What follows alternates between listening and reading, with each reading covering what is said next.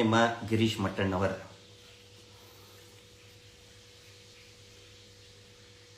Sameer MD, ದೂತ ಸಮೀರ್ ಬಹುಶಃ ಈ ರಾಜ್ಯದ ಪ್ರತಿಯೊಬ್ಬರೂ ಕೂಡ, ವಿಶೇಷವಾಗಿ ಯಾರ್ಯಾರ ಕೈಯಲ್ಲಿ ಮೊಬೈಲ್ ಇದೆ ಅವರಿಗೆ ಸಮೀರ್ MD ಅವರು ಮಾಡಿದಂತಹ ವಿಡಿಯೋನ ಪ್ರತಿಯೊಬ್ಬರು ನೋಡಿದ್ದಾರೆ. ಕರ್ನಾಟಕ ಅಲ್ಲ, ಇಡೀ ದೇಶ ನೋಡಿದೆ.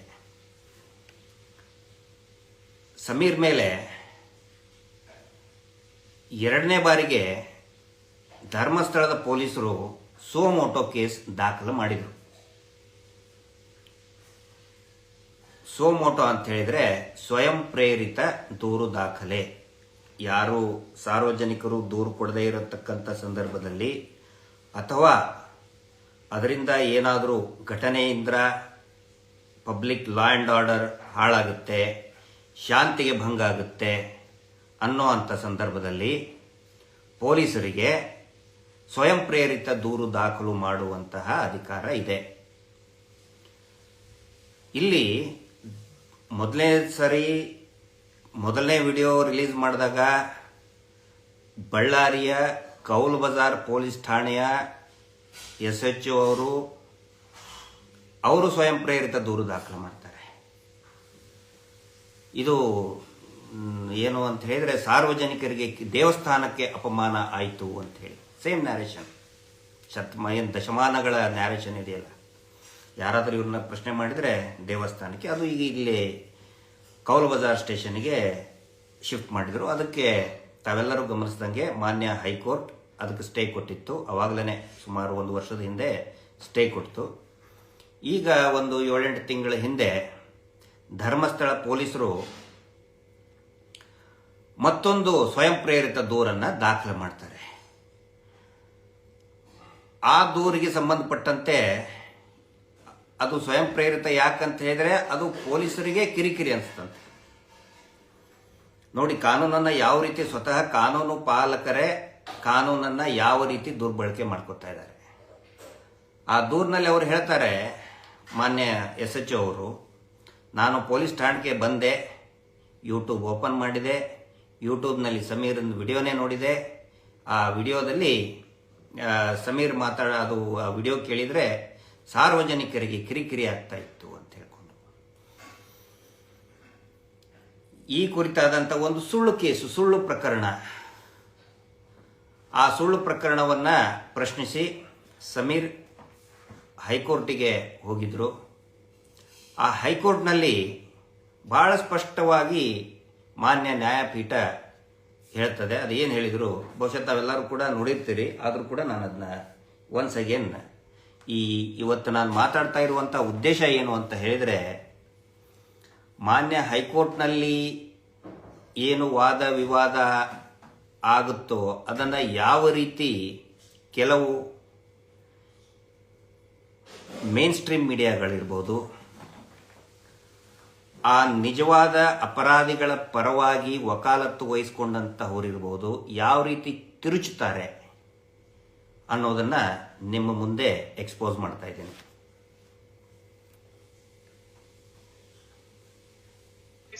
ಇದು ಒಂದ್ಸರಿ ಕೇಳ್ಬಿಡಿ ಇನ್ಸ್ಟಾದಲ್ಲಿ. Person who was investigating Dharmasthala case, my lord signed that. Why you can't keep quiet? It is based on state media dalli bandide, national channel ella bandide. Nanna idralli it is based on the FIR and the complaint. FIR complaint also I have produced. ಎಲ್ಲೋ ಸಾರ್ವಜನಿಕರಿಗೆ ನೆಮ್ಮದಿ ಹಾಳು ಮಾಡಿದೆ ಹೇಳಿದ್ದಾರೆ ಇವರು. ಅದಿಲ್ಲ ಬಿಡಿ, ನೀವು ಯಾರು ನೆಮ್ಮದಿ ಹಾಳು ಮಾಡಿದ್ರೆ ಗೊತ್ತು, ಇಲ್ಲಿ ಸಾರ್ವಜನಿಕರದಂತೂ ಅಲ್ಲ. ಸಬ್ ಇನ್ಸ್ಪೆಕ್ಟರ್ ಹಾಳಾದ ಬಿಟ್ರೆ ಯಾರು ನೆಮ್ಮದಿ, ಯಾಕೆ ಅವ್ರ ನೆಮ್ಮದಿ ಅಲ್ಲವೇ? 7ವರೆಗೆ ಸ್ಟೇಷನ್ ಅಲ್ಲಿ ಕೂತು ಯೂಟ್ಯೂಬ್ ಚಾನಲ್ ಓಪನ್ ಮಾಡಿದೆ. ಆಗ ಸಡನ್ ಆಗಿ ಇವರು ವಿಡಿಯೋ ಬಂತು and he is spreading false rumours ಅಂತ ಹೇಳ್ತಾರೆ. My video content is of 23 minutes based on that. ನ್ಯಾಯಪೀಠ ಹೇಳಿದ್ದು ತಾವು ಕೇಳ್ಕೊಂಡಿದ್ದೀರಿ. ಇನ್ಸ್ಟಾದಲ್ಲಿ ಕೂಡ ಇದು ಅಪ್ಲೋಡ್ ಮಾಡ್ತೀನಿ. ಸುಮಾರು ಸೋಷಿಯಲ್ ಮೀಡಿಯಾದಲ್ಲಿ ಇದು ವೈರಲ್ ಆಗ್ತಾ ಇದೆ. ಸ್ವತಃ ನ್ಯಾಯಪೀಠ ಹೇಳ್ತದೆ, ಯಾರು ನೆಮ್ಮದಿ ಹಾಳು ಮಾಡ್ತಾ ಇದ್ದಾರೆ ಅದು ನನಗೆ ಗೊತ್ತು ಅಂಥೇಳಿ. ಅದನ್ನು ನಾನು ವಿವರಿಸಿ ಹೇಳಲ್ಲ, ಅದು ಎಲ್ರಿಗೂ ಕೂಡ ಗೊತ್ತಿದೆ.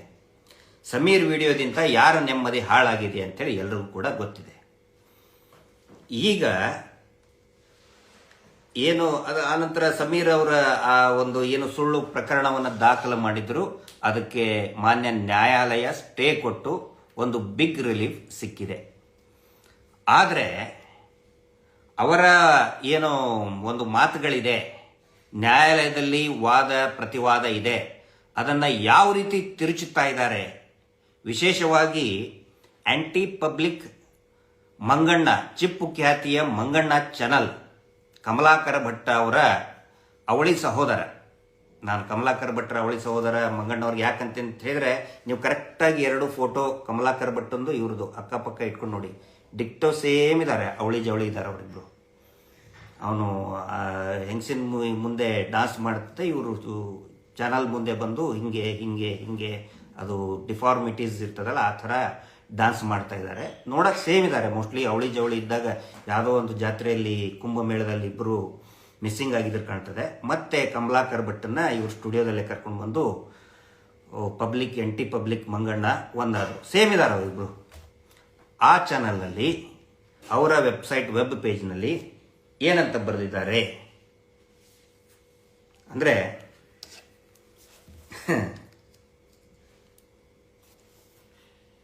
ಇದು ಬರೆದಿದ್ದು ಅವ್ರ ವೆಬ್ಸೈಟಲ್ಲಿ, ಧರ್ಮಸ್ಥಳ ಅಸಹಜ ಸಾವುಗಳ ಇದ್ರದ್ದು ಹೆಡ್ಡಿಂಗು, ದೂತ MD ಸಮೀರ್ಗೆ ಪೂರ್ಣ ಫುಲ್ ಕ್ಲಾಸ್. ಅಂದರೆ ಹೈಕೋರ್ಟ್ನಲ್ಲಿ MD ಸಮೀರ್ಗೆ ಫುಲ್ ಕ್ಲಾಸ್ ತಗೊಂಡ್ಬಿಡ್ತಂತೆ. ಬರೀತಾರೆ, ಧರ್ಮಸ್ಥಳ ಅಸಹಜ ಸಾವುಗಳ ಕುರಿತು ವಿಡಿಯೋ ಮಾಡಿದ್ದ MD ಸಮೀರ್ ವಿರುದ್ಧ ಪೊಲೀಸ್ ಪ್ರಕರಣಕ್ಕೆ ಸಂಬಂಧಿಸಿದಂತೆ ಹೈಕೋರ್ಟ್ ತಡೆಯಾಜ್ಞೆ ನೀಡಿ ತರಾಟೆಗೆ ತೆಗೆದುಕೊಂಡಿದ್ದಾರೆ. ತರಾಟೆಗೆ ತಗೊಂಡಿದ್ರೆ ಹೈಕೋರ್ಟ್ ತಡೆಯಾಜ್ಞೆ ಯಾಕೆ ಕೊಡ್ತಿತ್ತು? ನೋಡಿ, ಮಂಗಣ್ಣನ ಮಂಗ ಮಾಡುವಂತ ಚಾಲಾಕಿ ಶಬ್ದಗಳು ನೋಡಿ. ಧರ್ಮಸ್ಥಳದಲ್ಲಿ ದಾಖಲಾಗಿರುವ ಪ್ರಕರಣ ರದ್ದು ಕೋರಿ MD ಸಮೀರ್ ಸಲ್ಲಿಸಿದ್ದ ಅರ್ಜಿಯನ್ನು ನ್ಯಾಯಮೂರ್ತಿ ಅವರಿದ್ದ ಏಕಸದಸ್ಯ ಪೀಠ ಬುಧವಾರ ವಿಚಾರಣೆ ನಡೆಯಿತು. ಈ ವೇಳೆ ನ್ಯಾಯಪೀಠ ಕಟು ವಿಮರ್ಶೆ ಮಾಡಿದ್ದು, ಯಾರಿಗೆ ಮಾಡಿದ್ರು ನಿಮ್ಗೆ ಗೊತ್ತಿದೆ, ಯಾರಿಗೆ ಕಟು ವಿಮರ್ಶೆ ಮಾಡಿದ್ರು ಅಂತ ಹೇಳಿ. ನಿಮ್ಮ ಕಕ್ಷಿದಾರರು ಸುಮ್ಮನೆ ಇರೋದಕ್ಕೆ ಆಗುವುದಿಲ್ಲ, ಈ ರೀತಿ ವಿಡಿಯೋ ಮಾಡಿ ಬೇರೆಯವರ ನೆಮ್ಮದಿಯನ್ನ ಹಾಳು ಮಾಡುತ್ತೀರಿ ಎಂದು ಸಮೀರ್ ಪರ ವಕೀಲರನ್ನು ತರಾಟೆಗೆ ತೆಗೆದುಕೊಂಡರು. ಎಷ್ಟು ಸುಳ್ಳು ಅಪಪ್ರಚಾರ ಮಾಡ್ತಾ ಇದ್ದಾರೆ. ಯಾವುದು? ಕನ್ನಡದ ಸ್ಯಾಟಲೈಟ್ ಚಾನಲ್ನ ಚಿಪ್ ಖ್ಯಾತಿಯ ಕಮಲಾಕರ್ ಭಟ್ ಅವರ ಅವಳಿ ಸಹೋದರ ಮಂಗಣ್ಣ ಖ್ಯಾತಿಯ ಈ ಚಾನಲ್ನವರು. ಅಲ್ಲರಿ, ನಾಚಿಕೆ ಬೇಡವೇನ್ರಿ ನಿಮಗೆ ಸ್ವಲ್ಪ ಆದರೂ? ಎಲ್ಲರೂ ಕೂಡ ನೋಡ್ತಾ ಇದ್ದಾರೆ ಅಲ್ಲಿ ನ್ಯಾಯಪೀಠದಲ್ಲಿ ಏನು ವಾದ ವಿವಾದ ಆಯಿತು ಅಂತೇಳಿ. ಸಮೀರಿಗೆ ತರಾಟೆ ತೆಗೆದುಕೊಂಡ್ರು. ಆನಂತರ ಇನ್ನೊಂದು ಮುಂದುವರೆದ ಹೇಳ್ತಾರೆ ಇಲ್ಲಿ, ಪ್ರಾಸಿಕ್ಯೂಟರ್ ವಾದ ಮಾಡಿ ಕೃತಕ ಬುದ್ಧಿಮತ್ತೆ ನೆರವಿನಿಂದ ಸಮೀರ್ ವಿಡಿಯೋ ಮಾಡಿದ್ದಾರೆ. ಕೆಲವು ಶವಗಳನ್ನು ಅಲ್ಲಿ ಹೂಳಲಾಯಿತು, ಕೆಲವನ್ನು ಅಲ್ಲಿ ಸಂಸ್ಕಾರ ಮಾಡಲಾಗಿದೆ ಎಂದು ತೋರಿಸಲಾಗಿದೆ. ಅದನ್ನ ಪಂಚಾಯತಿ ಈ ದಾಖಲೆಗಳಲ್ಲಿನೇ ಇದೆ ಅಪ್ಪ ಅದು. ಅಂತಲ್ಲಿ ಹೂತು ಹಾಕಿದ ಅಂತ ಹೇಳಿ ಗ್ರಾಮ ಪಂಚಾಯತಿಯವರೇ ಹೇಳಿದ್ದಾರೆ, ಪೊಲೀಸರು ಹೇಳಿದ್ದಾರೆ. ಸಮೀರ್ ಹೇಳಿದ್ರೆ ಅದು ತಪ್ಪಾಗುತ್ತಾ ನಿಮಗೆ? ಈ ರೀತಿಯ ಪ್ರಕ್ರಿಯೆಗಳನ್ನು ಸಂಪೂರ್ಣವಾಗಿ ನೀವು ಮುಕ್ತಾಯ ಮಾಡಿಕೊಳ್ಳಬೇಕು. ಅನಗತ್ಯವಾಗಿ ಈ ಪ್ರಕರಣಗಳನ್ನು ವಿಸ್ತರಿಸಬೇಡಿ ಎಂದು ಮನವಿ ಮಾಡಿದರು. ನೋಡಿ, ಎಂತ ನೀಚ ಕೆಲಸ ಮಾಡ್ತಾ ಇದ್ದಾರೆ ಇಲ್ಲಿ. ಆದರಣೀಯ ನ್ಯಾಯಮೂರ್ತಿಗಳು ಹೇಳಿದ್ದು ಅವರು ಮನವಿ ಮಾಡಿಕೊಂಡಿಲ್ಲ. ಅವರು ಹೇಳಿದ್ದು ಯಾರಿಗೆ? ಸಮೀರ್ ಅವರ ಅಡ್ವೊಕೇಟಿಗೆ ಹೇಳಿಲ್ಲ ಈ ಮಾತನ್ನ.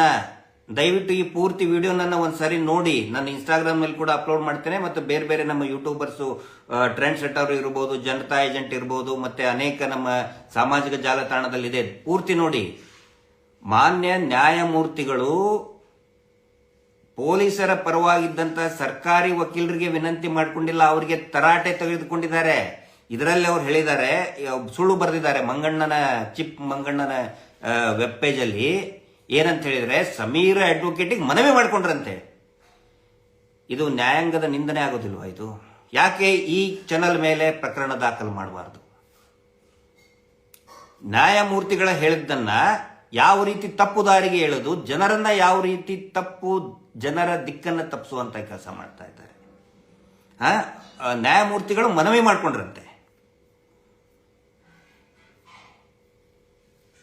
ಈ ರೀತಿ ವಿಡಿಯೋಗಳು ಇನ್ನು ಮುಂದೆ ಎಂದು ಅಫಿಡವಿಟ್ ಹಾಕಬೇಕು, ಅಂದ್ರೆ ಮಾಡಬಾರ್ದು, ವಿಡಿಯೋನೇ ಮಾಡಬಾರ್ದು ಅಂತ ಹೇಳಿ ಮುಂದೆ ಯಾವತ್ತಿಗೂ ಕೂಡ ಅವ್ರು ಹೇಳಿದ್ದು ಇವತ್ತು ಸಾಯಂಕಾಲ.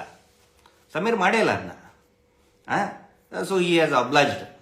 ಇನ್ನು ಮುಂದೆ ಯಾವತ್ತಿಗೂ ಕೂಡ ವಿಡಿಯೋನೇ ಮಾಡಬಾರ್ದು ಅಂತ ಅಫಿಡವಿಟ್ ಹಾಕಬೇಕು ಅಂತ ಸೂಚನೆ ನೀಡಿದ್ರು ಅಂತ ಹೇಳಿ ಒಂದು ಸುಳ್ಳು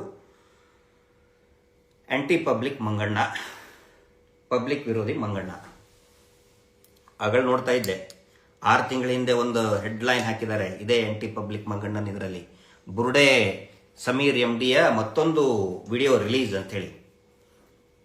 ಬುರುಡೆ ಸಮೀರ್ MD ಅಂತೇಳಿ, ಅಂದ್ರೆ ಇವ್ರ ತಲೆಯಲ್ಲಿ ಬುರುಡೆ ಇಲ್ಲ, ಇವ್ರ ತಲೆಯಲ್ಲಿ ಬರೀ ಸಗಣಿ ತುಂಬಿಕೊಂಡಿದೆ.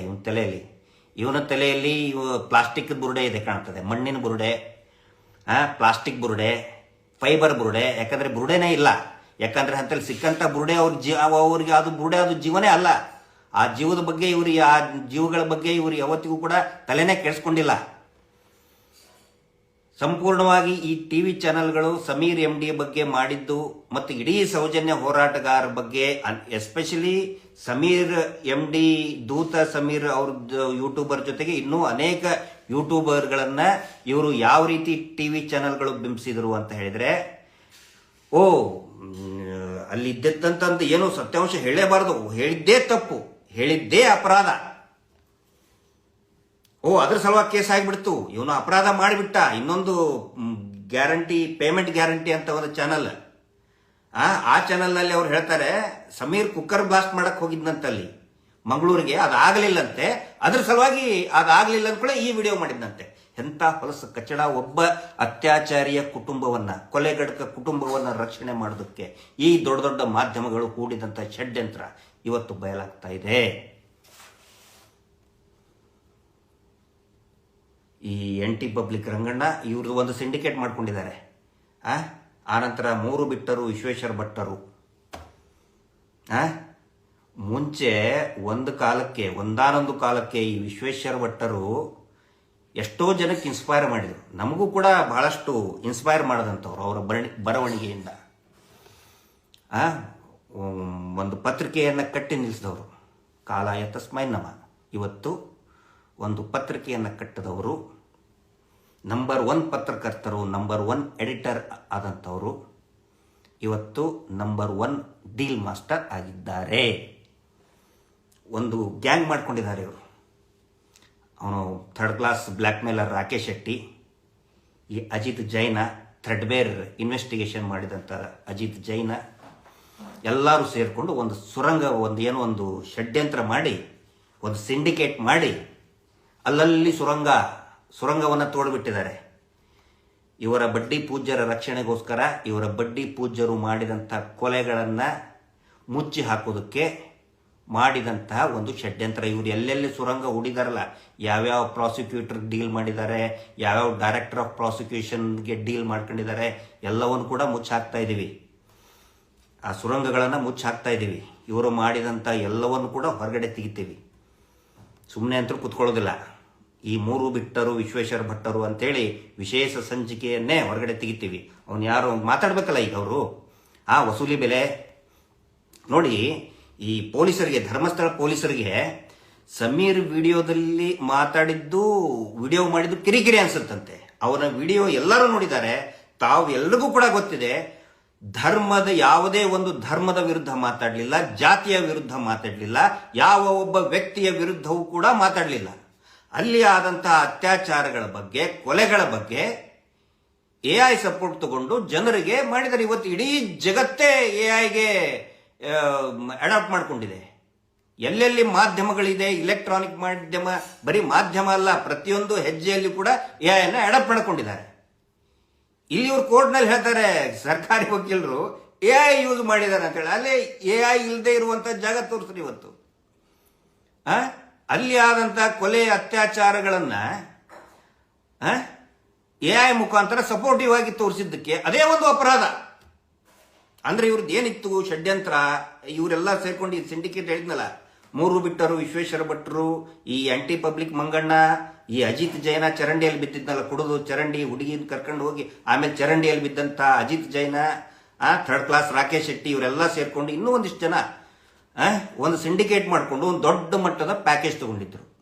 ಯಾವ ರೀತಿ ಪ್ಯಾಕೇಜ್ ಅಂತ ಹೇಳಿದ್ರೆ, ಪೂಜ್ಯರೇ ನಾವು ನಿಮ್ಮನ್ನ ರಕ್ಷಣೆ ಮಾಡ್ತೀವಿ, ಈ ಪ್ಯಾಕೇಜ್ನಿಂದ ನಾವು ಧನ್ಯರಾಗಿದ್ದೇವೆ ಅಂತ ಹೇಳಿ ಪ್ಯಾಕೇಜ್ ತಗೊಂಡು ಬರೀ ಸುಳ್ಳಿನ ಮೇಲೆ ಸುಳ್ಳಿನ ಕಂತೆ ಕಟ್ಟಿ ಅದನ್ನು ಜನರಿಗೆ ತೋರಿಸಿ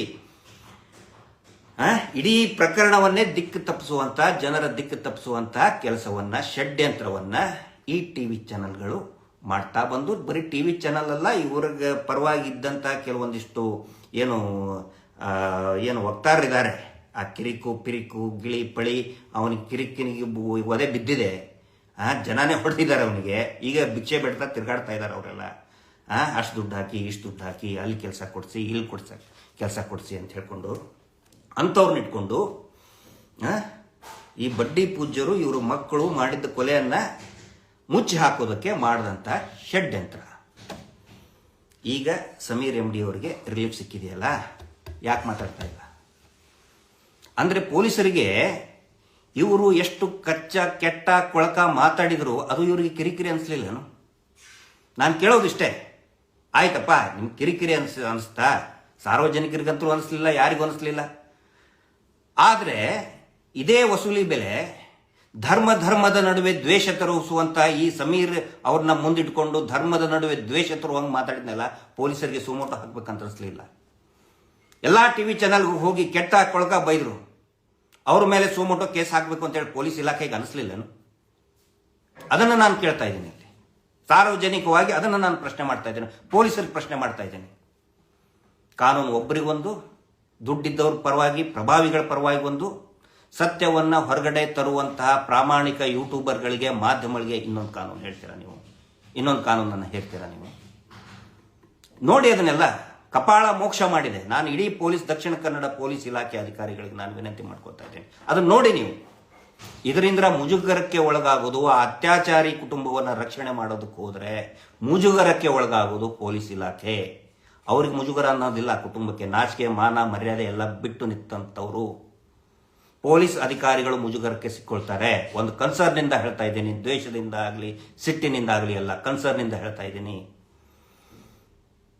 ಇವೇನು ಮೀಡಿಯಾ ಸಿಂಡಿಕೇಟ್ ಇದೆಯಲ್ಲ, ಮಾತಾಡ್ರಪ್ಪ, ಈಗ ವಸೂಲಿ ಬೆಲೆ ಮಾತಾಡೋ, ಲೋಫರ್ ಮಾತಾಡೋ, ಏನೇನೋ ಮಾತಾಡಿದ್ರಲ್ಲ ನೀವು, ಮಾತಾಡ್ರಿ ಈಗ, ಹೋಗ್ರಿ. ಯಾಕೆ ಕರೆದಿಲ್ವಾ ನಿಮಗೆ ಆ ರೇಪಿಸ್ಟ್ ಮಗುವಿನ ಮದುವೆ ಕುಣಿಯಕ್ಕೆ? ಹೋಗಿ ಕುಣೀರಿ.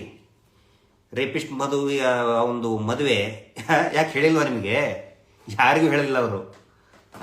ಆಸ್ಪತ್ರೆಗೆ ಬಿದ್ದರೂ ಕೂಡ ಯಾರಿಗೂ ಹೇಳಲ್ಲ, ಮದುವೆ ಮಾಡ್ಕೊಂಡ್ರು ಕೂಡ ಸಾರ್ವಜನಿಕವಾಗಿ ಹೇಳಲ್ಲ. ಇದು ಯಾವ ಥರ ಅಂತ ಹೇಳಿದ್ರೆ, ಈ ಟೆರರಿಸ್ಟ್ಗಳು ಮಾಡ್ತಾರೆ, ಹಿಂಗೆ ಭೂಗತ ಪಾತಕಿಗಳು ಮಾಡ್ತಾರೆ.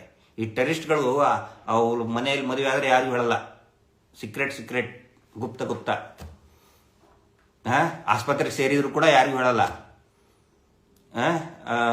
ಗೊತ್ತೇ ಆಗಲ್ಲ. ಈಗ ದಾವೂದ್ ಇಬ್ರಾಹಿಮಿಯಲ್ಲಿ ಹಾಸ್ಪಿಟಲ್ ಇದ್ದಾನೆ, ಅವ್ನ ಮಗನ ಮದುವೆ ಆಯ್ತಾ, ಯಾರಿಗೊಂದು ಹೇಳಂಗ, ತುಂಬಾ ಕ್ಲೋಸ್ ಇದ್ದವ್ರಿಗೆ ಮಾತ್ರ ಡೋರ್ ಕ್ಲೋಸ್ ಮಾಡ್ಕೊಂಡು ಮದುವೆ ಮಾಡೋದು. ಆ ಪರಿಸ್ಥಿತಿ ಬಂದಿದೆ ಈಗ, ಆ ಪರಿಸ್ಥಿತಿ ಬಂದಿದೆ. ಹೋಗ್ರಪ್ಪ ಮದುವೆಗೆ, ರೇಪಿಸ್ಟ್ ಮಗುವಿನ ಮದುವೆಗೆ. ಕೇಳ್ತಾ ಇದೆಯಾ ಇದು?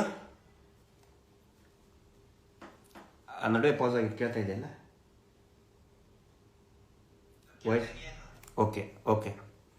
ಅಂದ್ರೆ ಇಲ್ಲಿ ನೋಡಿ, ಇಷ್ಟೊಂದು ಪ್ರಭಾವಿಗಳಿದ್ದಂಥವರು, ಅವರ ಪರಿಸ್ಥಿತಿ ಯಾವ ರೀತಿಗೆ ಬಂದಿದೆ.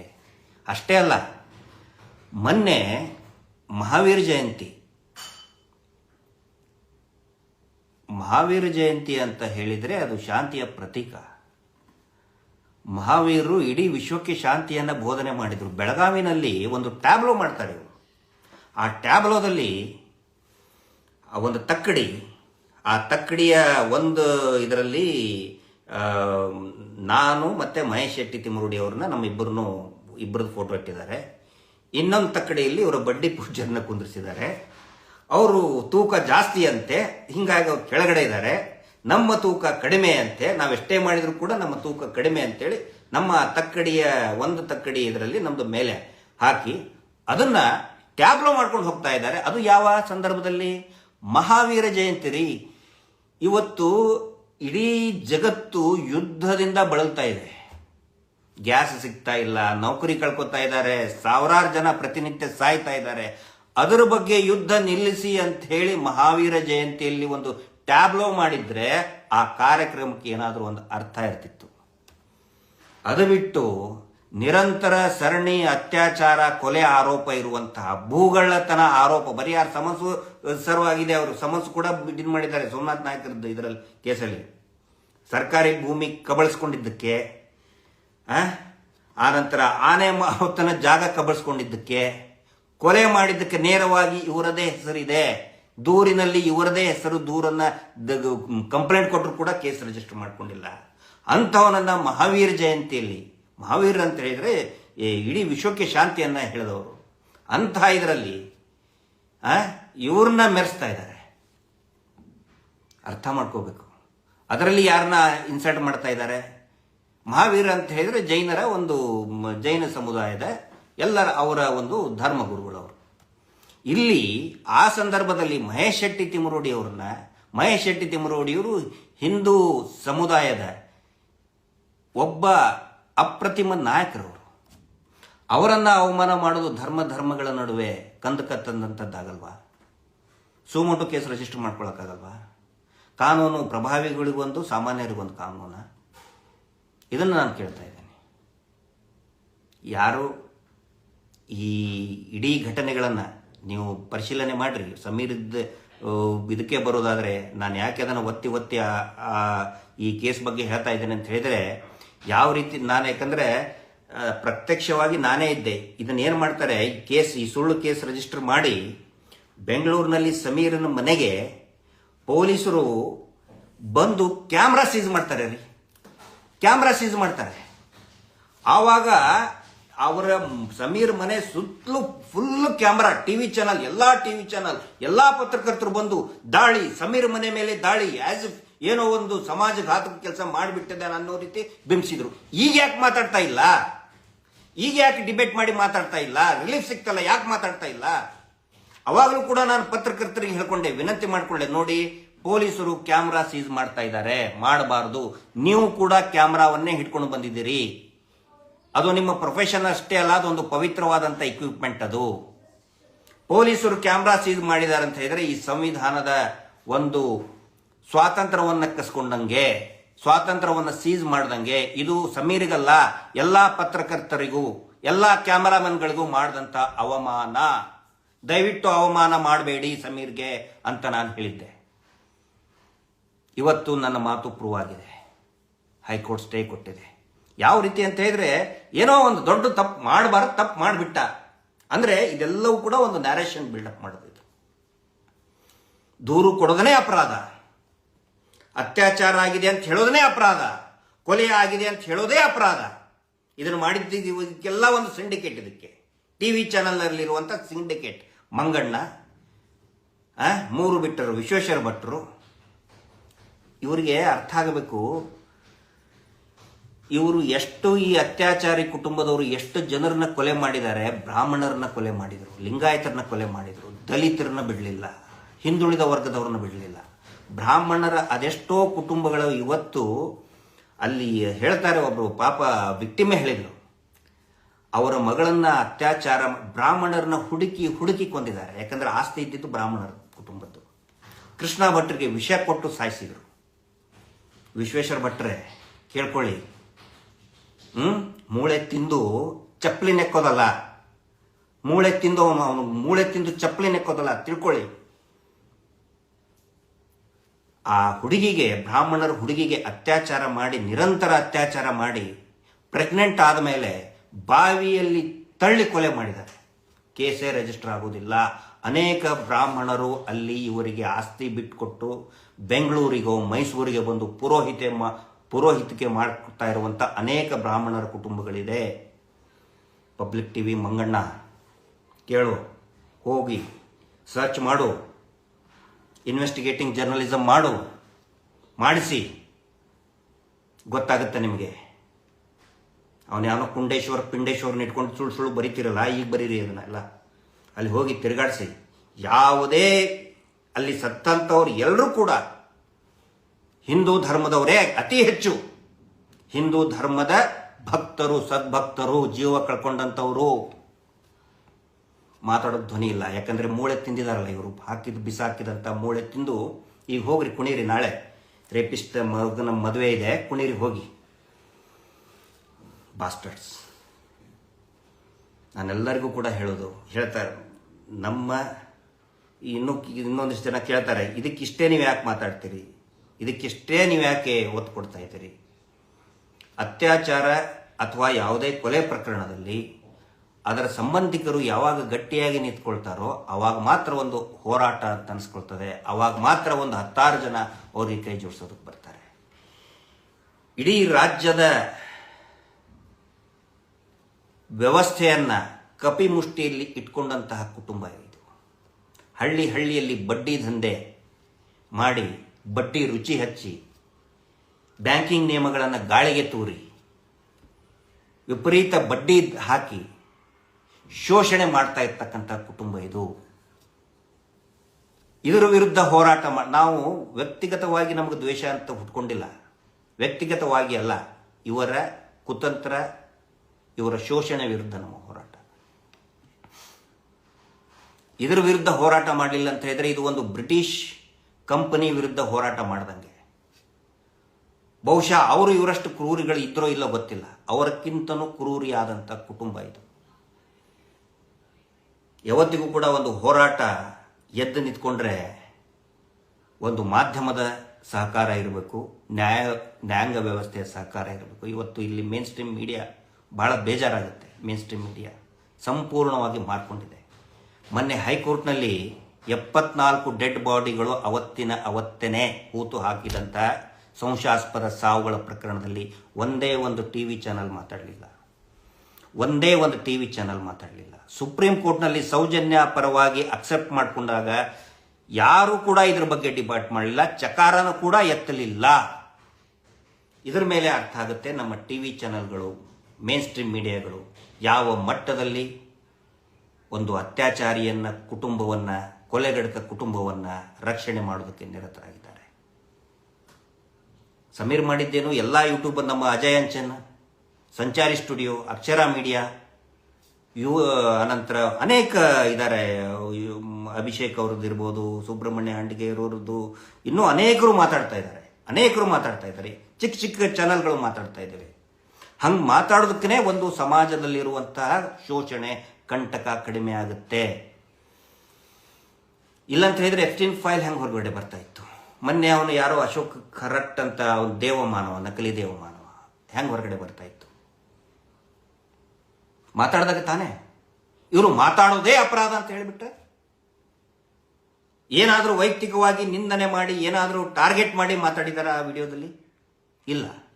ಅಂದ್ರೆ ಅವರಾಗೆ ಹೇಳ್ಕೊತಾ ಇದ್ದಾರೆ, ನಾವೇ ಮಾಡಿದ್ದೀವಿ, ನಾವೇ ಮಾಡಿದ್ದು, ಹಿಂಗಾಗಿ ಮುಚ್ಚಾಕಿ ಅಂತ ಹೇಳ್ಕೊಂಡು. ಮತ್ತೀಗ ಯಾರ್ಯಾರೋ ಕಳಿಸೋದು ಮನೆಗೆ, ಚಪ್ಪರ್ಗಳನ್ನು ಕರೆಸಿ ಕಾಂಪ್ರಮೈಸ್ ಆಗಿ, ಸುಮ್ಮನೆ ಆಗಿ ಟ್ರಂಪ್ ಮಾಡ್ತಾ ಇದ್ದಾನಲ್ಲ ಈಗ, ಇರಾನ್ಗೆ ಯುದ್ಧ ನಿಲ್ಲಿಸ್ಬಿಡಿ, ಕೆಣಕಿದ್ಯಾರು? ಅವನೇ ಅಲ್ವಾ, ಟ್ರಂಪೇ ಕೆಣಕಲಿಲ್ವಾ ಇರಾನ್ಗೆ? ಈಗ ಏನು, ನಾವು ಯುದ್ಧ ಮುಗಿಸ್ತೇವೆ, ಇರಾನ್ ರೆಡಿ ಇಲ್ಲ,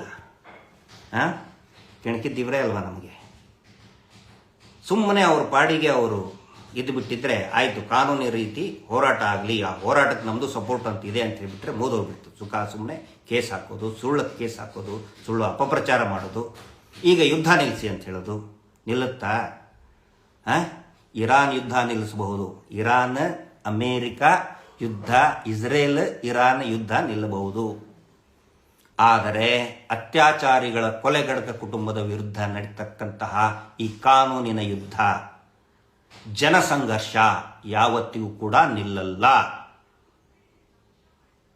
ಎಷ್ಟೋ ಜನ ಹೇಳ್ತಾರೆ ಎಲ್ಲ ಸಿಸ್ಟಮ್ ಕರಪ್ಟ್ ಇದೆ, ನ್ಯಾಯಾಲಯ ಕರಪ್ಟ್ ಇದೆ. ಹೌದು, ದೀಪದ ಕೆಳಗಡೆ ಕತ್ತಲೆ ಇರುವುದು ಎಷ್ಟು ನಿಜವೋ, ಕತ್ತಲೆ ಒಳಗನು ಕೂಡ ಮಿಣುಕುವ ಹುಳುಗಳು, ದೀಪದ ಹುಳುಗಳು ಸಿಕ್ಕೇ ಸಿಗುತ್ತೆ.